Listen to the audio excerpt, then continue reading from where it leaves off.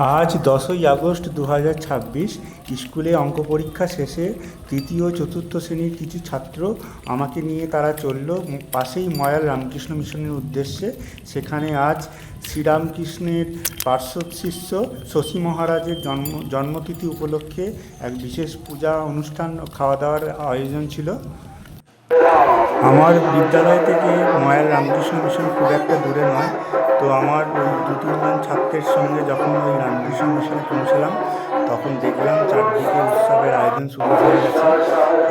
প্যান্ডেল করা হয়েছে এবং খুব সুন্দরভাবে ডেকোরেশন করা হয়েছে। তো সেখানে দেখলাম কয়েকজন মহারাজকে মন্দিরে যে অনুষ্ঠানে অংশগ্রহণ করার জন্য যাচ্ছিলেন।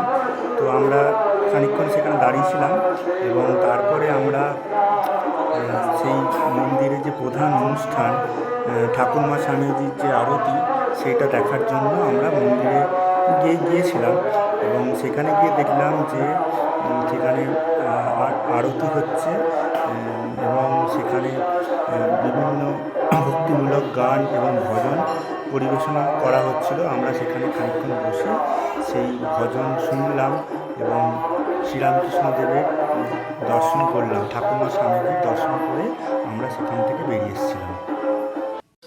ময়াল রামকৃষ্ণ মিশনে প্রবেশ করার পর দেখলাম প্রচুর মানুষ আসতে শুরু করেছেন অনুষ্ঠানে যোগ দেওয়ার জন্য।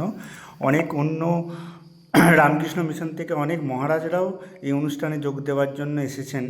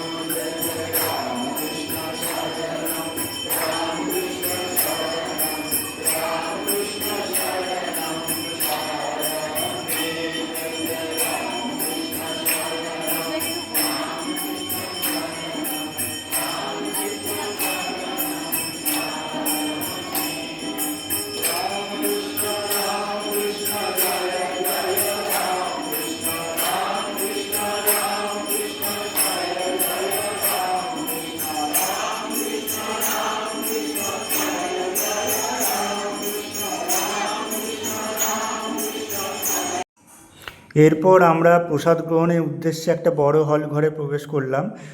সেখানে প্রসাদ খেতে বসলাম এবং আজ প্রসাদে ছিল খিচুড়ি, সয়াবিন দিয়ে আলুর দম, পায়েস, চাটনি এবং বোঁদে।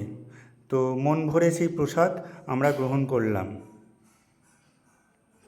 প্রসাদ গ্রহণের শেষে আমরা ময়াল রামকৃষ্ণ মিশনের যে প্রধান মন্দির, যেখানে ঠাকুরমা স্বামীজির রোজ পূজা হয়, তো সেই মন্দিরটি আমরা চারপাশ ঘুরে দেখলাম ও সেখানে আমরা কিছুক্ষণ সময় কাটালাম। তারপর আমি আমার বাড়ি ফেরার উদ্দেশ্যে রওনা দিলাম সেখান থেকে।